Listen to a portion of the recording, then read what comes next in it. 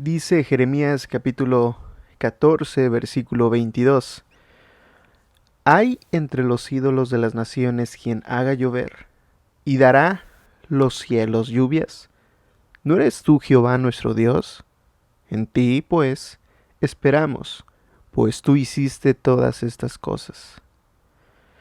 En septiembre de 1985, como muchos conocemos esta historia, un terremoto sacudió la Ciudad de México, dejando cerca de 6,000 más o menos personas muertas y más de 100,000 personas sin vivienda.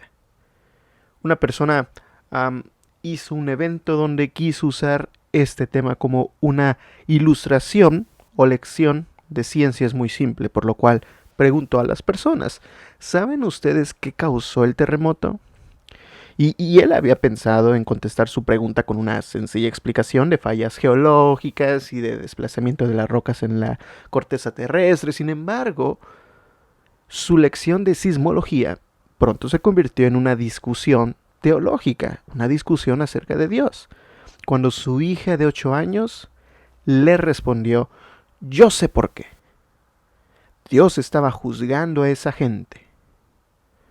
Aunque la hija de este maestro, de esta persona, había llegado a una conclusión injustificada acerca del juicio de Dios, en un sentido teológico, estaba en lo correcto. Dios estaba en control del terremoto.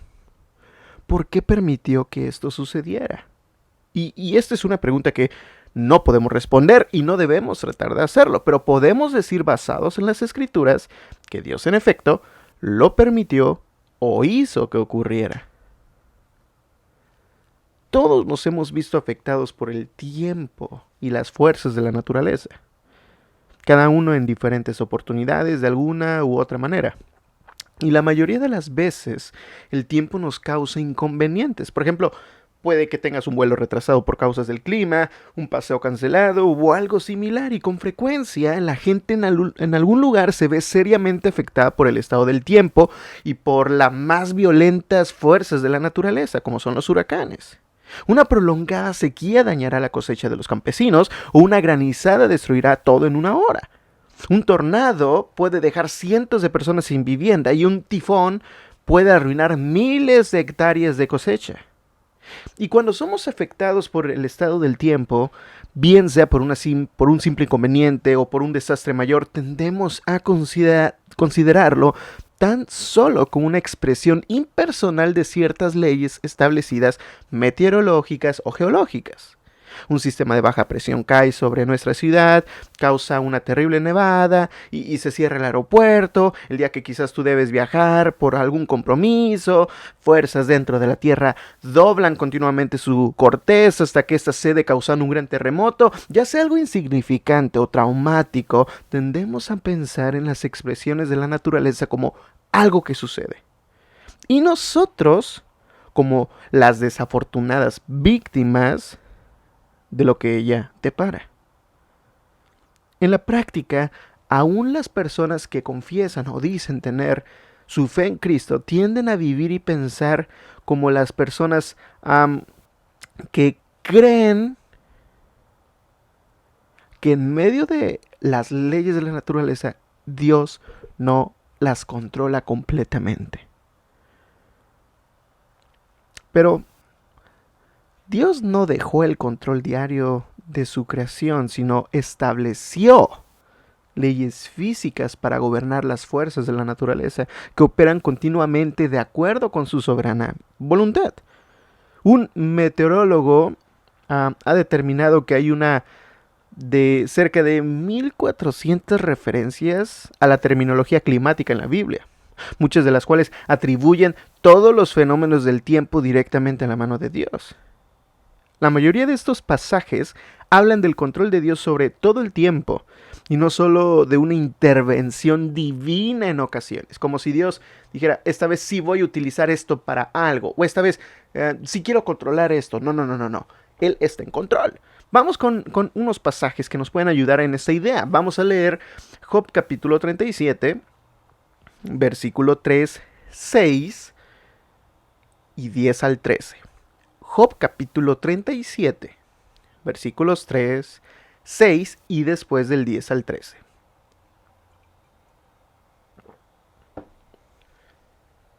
Ya que lo tienes, vamos a leerlo. Dice: debajo de todos los cielos lo dirige, y su luz hasta los fines de la tierra. Porque a la nieve dice: desciende a la tierra, también a la llovizna y a los aguaceros torrenciales. Por el soplo de Dios se da el hielo, y las anchas aguas se congelan. Regando también llega a disipar la densa nube, y con su luz esparce la niebla. Asimismo, por sus designios se revuelven las nubes alrededor, para hacer sobre la faz del mundo en la tierra lo que Él les mande. Unas veces por azote, otras por causa de su tierra, otras por misericordia las hará venir. Ahora, muévete un poco a Salmo capítulo 147, versículos 8, y después nos brincamos del 16 al 18. Salmo 147, versículo 8, y luego nos brincamos al 16 y de ahí hasta el 18. Dice de la siguiente manera: Él es quien cubre de nubes los cielos, el que prepara la lluvia para la tierra, el que hace a los montes producir hierba, de la nieve como lana y derrama la escarcha como ceniza. Echa su hielo como pedazos, ante su frío, ¿quién resistirá? Enviará su palabra y los derretirá, soplará su viento y fluirán las aguas. Ahora vamos a movernos a otro pasaje. Jeremías capítulo 10, versículo 13. Jeremías 10:13. Dice de la siguiente manera, Jeremías 10:13. A su voz se produce muchedumbre de aguas en el hielo, y hace subir las nubes de lo postrero de la tierra. Hace los relámpagos con la lluvia, y saca el viento de sus depósitos. Y por último vamos a citar otro versículo. Vámonos a Amós capítulo 4, versículo 7. Amós capítulo 4, versículo 7. Dice de la siguiente manera: también os detuve la lluvia 3 meses antes de la siega, e hice llover sobre una ciudad, y sobre otra ciudad no hice llover. Sobre una parte llovió, y la parte la cual no llovió se secó. Ahora, todos estos versículos quiero que notes cómo en todos estos pasajes atribuyen las manifestaciones del tiempo, sean buenas o malas, al control directo de la mano de Dios. Las compañías de seguros se refieren a los grandes desastres naturales como actos de Dios, de hecho. La verdad es que todas las expresiones de la naturaleza, todos los acontecimientos del tiempo, ya sea un devastador tornado, una fina lluvia o un día primaveral, son actos de Dios. La Biblia nos enseña que Dios controla todas las fuerzas de la naturaleza, tanto las destructivas como las productivas, en una forma continua. Sea el tiempo bueno o malo, no somos las víctimas o los beneficiarios de los poderes impersonales de la naturaleza.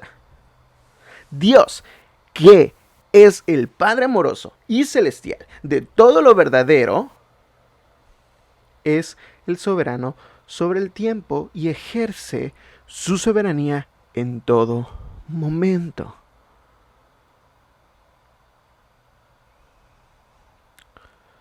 Ahora, quejarse por el estado del tiempo parece ser uno de los pasatiempos favoritos de cada uno de nosotros, aun sabiendo que en realidad es Dios quien permite o hace. Con frecuencia creamos un hábito que es a la larga y es pecaminoso, sobre quejarnos al respecto del clima, y de hecho no sé si nos hemos puesto a pensar que en realidad lo hacemos contra Dios quien lo hizo, y por consiguiente al momento de quejarnos e incluso ser malagradecidos, estamos pecando contra Él. No solo pecamos contra Dios cuando nos quejamos por el estado del tiempo, sino que también nos privamos de la paz que viene al reconocer a nuestro Padre Celestial como quien lo controla.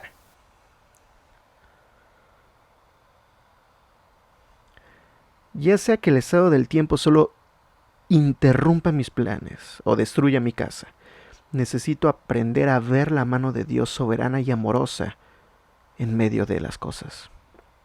El hecho es que para muchos de nosotros el tiempo y los efectos de la naturaleza son por lo general favorables.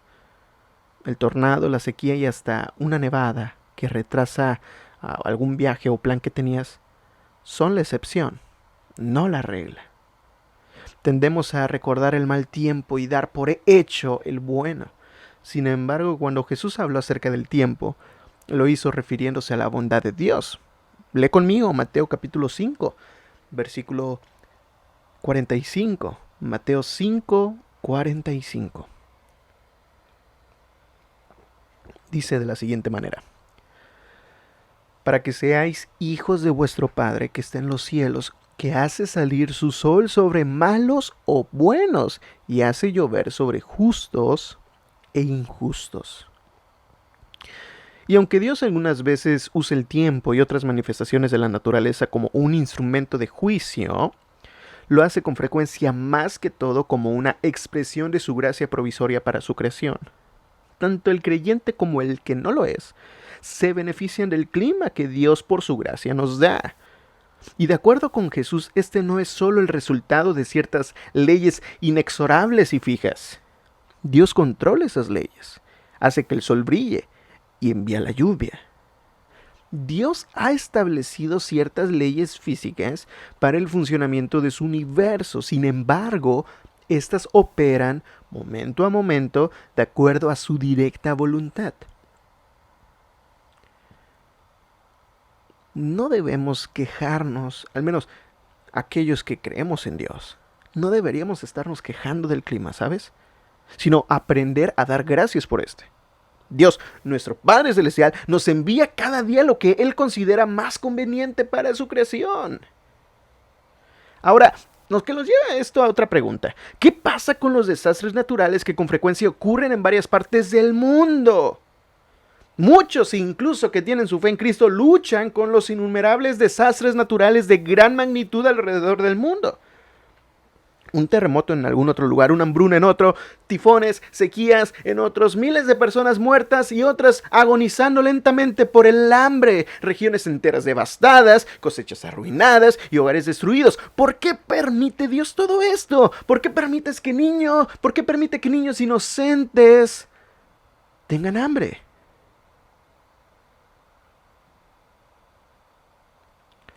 No está mal cuestionarse acerca de estos aspectos, siempre y cuando lo hagamos con actitud reverente y sumisa a Dios.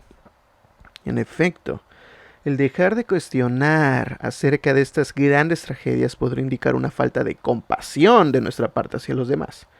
Sin embargo, debemos tener cuidado de ni siquiera el pensamiento de bajar a Dios de su trono, de su absoluta soberanía, y llevarlo al estrado de nuestros juicios. Eso no. Mientras preparaba este tema, justamente veía este tipo de noticias en la televisión. Incluso mientras investigaba eventos históricos que han ocurrido, me salió una noticia de ya creo que algunos años, de un poderoso tornado que pasó por Mississippi, que mató a 7 personas y hirió por lo menos a 145 y dejó 500 familias sin hogar. Y mientras veía las escenas de otras noticias y de esta, de gente como buscando el sobrevivir, pensaba, muchas personas que están en estos desastres pueden que sean creyentes o son creyentes. ¿Qué les podría yo decir acerca del control de Dios sobre la naturaleza? ¿Creo yo realmente en un Dios como este cuando las cosas lleguen a pasar como estas? ¿No sería más fácil aceptar únicamente la afirmación de que es un simple acto de la naturaleza mejor? Una naturaleza moralmente ciega que se agita con violencia siguiendo sus propias leyes. ¿No sería más fácil pensar eso que un Dios que permite o provoca esto? ¿Por qué involucrar a Dios en el caos y sufrimiento que hay en este mundo por causa de los desastres naturales? Pero Dios interviene en estos momentos. Y quiero que leamos Isaías 45:7, por favor. Isaías 45:7. Dice de la siguiente manera: que formó la luz y creó las tinieblas, que hago la paz y creo la adversidad. Yo soy Jehová, el que hago todo esto. Y esto es importantísimo porque Dios mismo acepta la responsabilidad, por así decir, sobre los desastres. Y hoy, más que aceptar la responsabilidad, Él la reclama. En efecto, Él dice, yo y yo solamente, yo tengo el poder y autoridad de traer tanto la prosperidad como la adversidad, el bienestar y la aflicción, el bien y el mal. Y esta es una verdad difícil de aceptar cuando nosotros vemos a la gente buscando entre escombros los que fueron sus hogares, o peor aún, buscando algún familiar fallecido.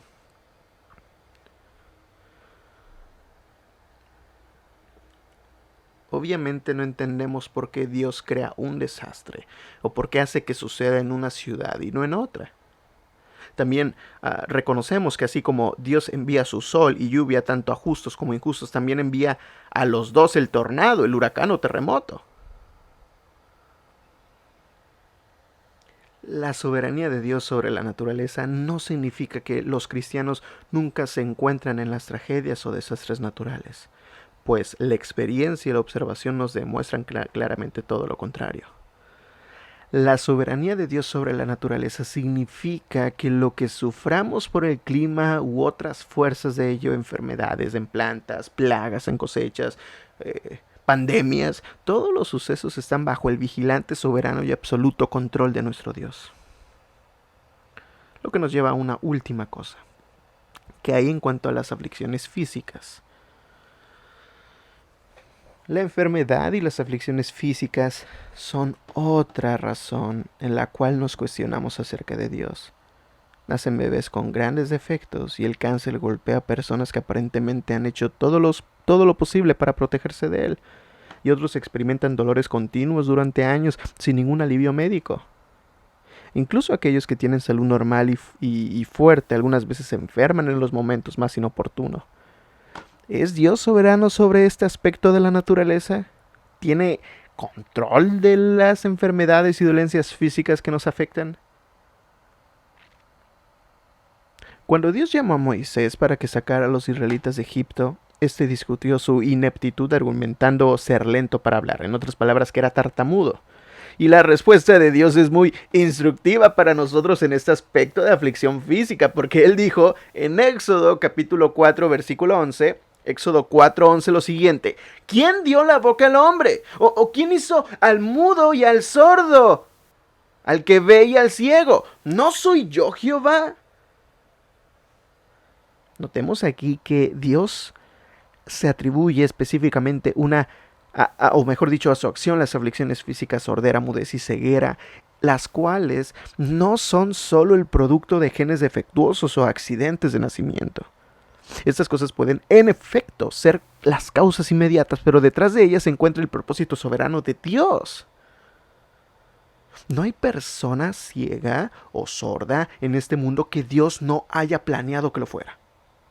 Y si no lo crees, tienes un Dios extraño con un universo que ha salido de su dirección y que no puede controlar. Dios controla esto, que es consecuencia de la caída o del pecado en este mundo, claro, pero Dios controla eso. Cuando entró un hombre ciego de nacimiento, sus discípulos le preguntaron en Juan capítulo 9, versículo 2 lo siguiente: Rabí, maestro, ¿quién pecó, este o sus padres, para que haya nacido ciego? Y Jesús respondió en Juan 9:3: no es que pecó este ni sus padres, sino para que las obras de Dios se manifiesten en él. Jesús no dijo que la causa de la ceguera de este hombre fuese solamente un defecto de nacimiento, sino que sucedió en el plan de Dios para que él pudiese ser glorificado. Dios tenía el control de la ceguera de aquel hombre.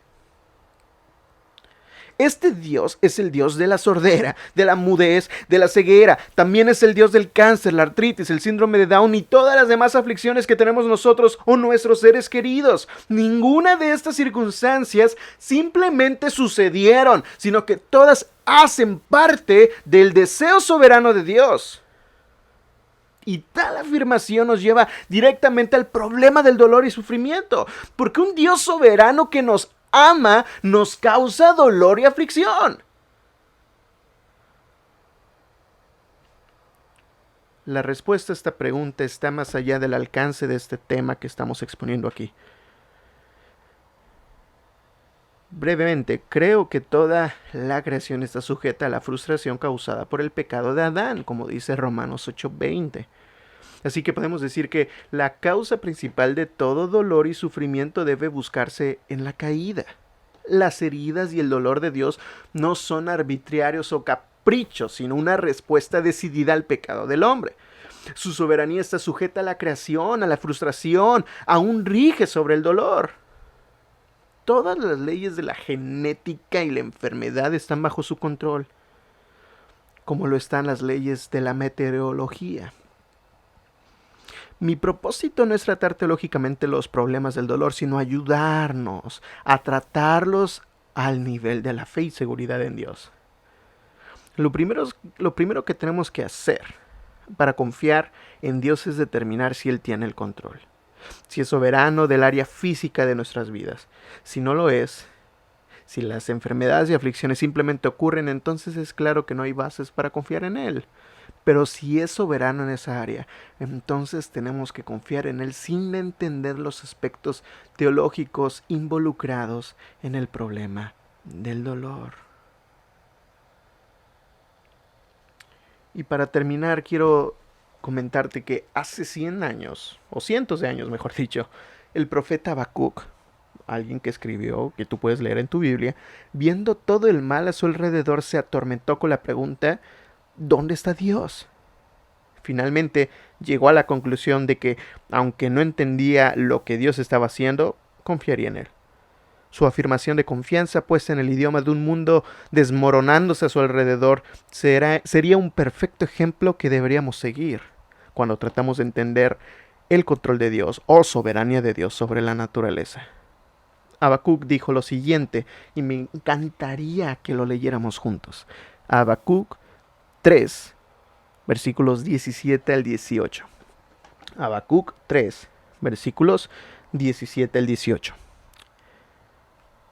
Aunque la higuera no florezca, ni en las vides haya frutos, aunque falte el producto del olivo, y los labrados no den mantenimiento, y las ovejas sean quitadas de la majada, y no haya vacas en los corrales, con todo, yo me alegraré en Jehová, y me gozaré en el Dios de mi salvación. ¿Es Él el Dios de tu salvación en quien puedes gozarte y alegrarte en medio del dolor? Si no lo es, te invito a que confieses a Él tu pecado y te arrepientas y pidas que Él sea tu Dios. Y si ya lo es, te invito a que reafirmes esa esperanza que solamente puedes y debes tener en Él. El mundo se tornará más oscuro y más doliente, pero hay que confiar en esto. Con todo nos alegraremos, y con todo esto que pase, nos gozaremos en el Dios que está encima de toda circunstancia. Que el Señor te bendiga.